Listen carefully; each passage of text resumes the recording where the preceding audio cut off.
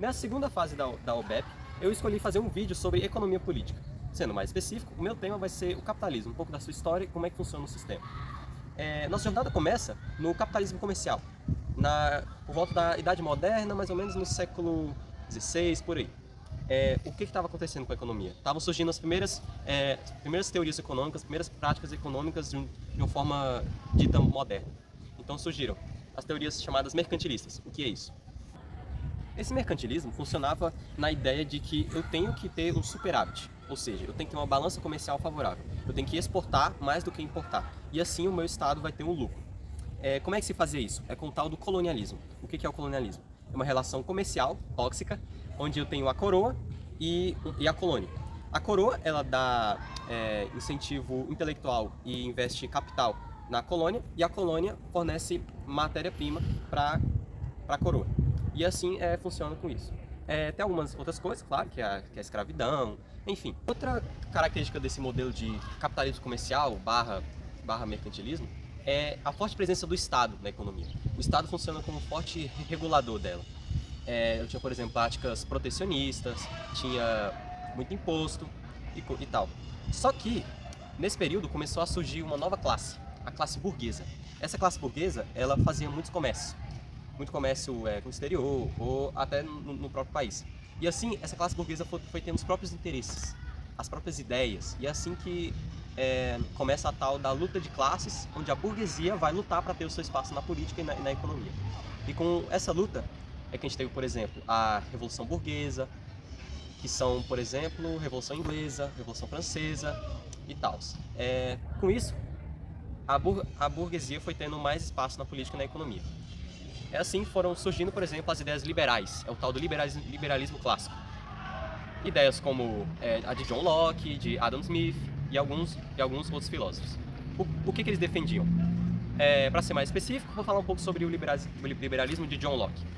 John Locke dizia que o homem tem três direitos naturais: direito à vida, direito à liberdade e direito à propriedade privada. Esse direito à liberdade está no próprio nome, que é o liberalismo. As pessoas começaram a ter mais espaço na política, de ter a própria opinião e de ter a própria propriedade, de ter a propriedade privada de alguma coisa, que é o que Karl Marx vai chamar de meio de produção. O que é o meio de produção? É que você pega alguma coisa com pouco valor e transforma com um valor agregado, por meio da força do trabalho dos trabalhadores que tem ali. Então essa classe burguesa vai começar a deter os meios de produção e vai começar a contratar trabalhadores que vão vender a sua força de trabalho para obter um salário. E com isso vão surgir as primeiras indústrias, principalmente com o advento das máquinas a vapor da primeira revolução industrial. Outro cara que vai defender isso, como eu falei, é o Adam Smith. Ele vai falar da lei da oferta e da demanda. O que é essa lei da oferta e da demanda? Ela é uma teoria de relação interdependente entre a oferta e a demanda de um produto. Então, por exemplo, se eu estou numa época de verão e eu tenho sorvete, a demanda por esse sorvete vai aumentar, porque as pessoas vão querer mais sorvete por causa do calor. Então, diante disso, as empresas elas vão aumentar o preço desse sorvete, de forma que, como eu vou manter as vendas altas, eu quero ter um lucro maior. No capitalismo tem muita essa ideia de lucro. Então, para maximizar meu lucro, eu tenho que aumentar o preço.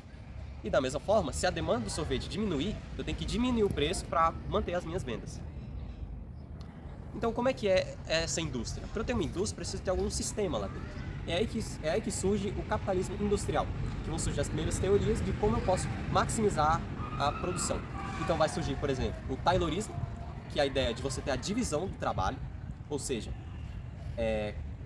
cada pessoa vai ter a sua função dentro da empresa, e vai ter um outro negócio chamado Fordismo, que é um aprofundamento desse Taylorismo. Como é que funciona? Eu tenho uma linha de montagem, por exemplo, se eu quero fazer um carro, eu vou ter a parte do pneu, vou ter a parte do metal, vou ter a parte da tinta, enfim. E essa linha de montagem era bem padronizada de forma a eu maximizar a minha produção o máximo possível. Então eu queria produzir no talo. Então, como é que funcionava? Por eu querer manter essa linha de montagem sempre funcionando, acabava que não tinha muita inovação. Os meus produtos eram sempre o mesmo. Como dizia o dono da Ford, o Henry Ford, ele falava: você pode ter o carro que você quiser, desde que seja um Ford modelo T preto. Por quê? Na época, ele sempre queria vender o mesmo produto. Todo mundo queria o produto, porque era algo novo, claro. E todo mundo estava vendendo no talo. Então estava comprando no talo, quer dizer. com isso, não tinha necessidade de eu fazer uma inovação do produto. Mas aí, com o advento da chamada crise do Fordismo, eu tenho uma nova fase do capitalismo. A fase onde é necessário inovar os meus produtos. Por quê? As pessoas começaram a já ter os produtos. Todo mundo que já tinha um carro, no caso da Ford, um modelo T preto, elas não queriam um novo carro. Elas já tinham um carro e esse carro, por sinal, tinha uma vida útil muito alta. Então, se eu já tenho isso, por que eu vou querer comprar ainda? Não faz o menor sentido. Então as empresas buscaram um novo modelo de fazer a indústria. Esse modelo é chamado toyotismo, onde eu preciso de inovar os meus produtos para manter a demanda no mercado. Então, por exemplo, é por isso que todo ano lança um iPhone novo. Porque todo mundo que já tem um iPhone não vai querer um iPhone novo, pelo menos a maioria. Mas, se o novo iPhone for melhor, e ainda mais, se o iPhone que eu tenho tiver uma vida útil menor, as pessoas vão querer ficar comprando. E aí sim vai mantendo a indústria. Então, eu já falei da obsolescência programada, que é diminuir a vida útil dos produtos. Já falei da inovação por meio de pesquisa e desenvolvimento. E também eu tenho a chamada globalização do capital. As pessoas, as empresas, elas vão começar a terceirizar. Ou seja, vou ter uma empresa na África minerando, vou ter uma empresa na China fazendo outra coisa, vou ter uma empresa nos Estados Unidos fazendo a administração, por exemplo, e tudo mais. Então, aí que tem a chamada volatilidade do capital. Ou seja, se eu tiver uma crise em um dos países, vai afetar todo mundo, porque tudo está interligado por meio de um ecossistema complexo que é a economia do globalismo.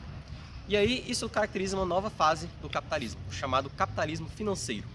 Com isso, até hoje estamos aí com o tal do capitalismo financeiro. E é isso aí. Muito obrigado.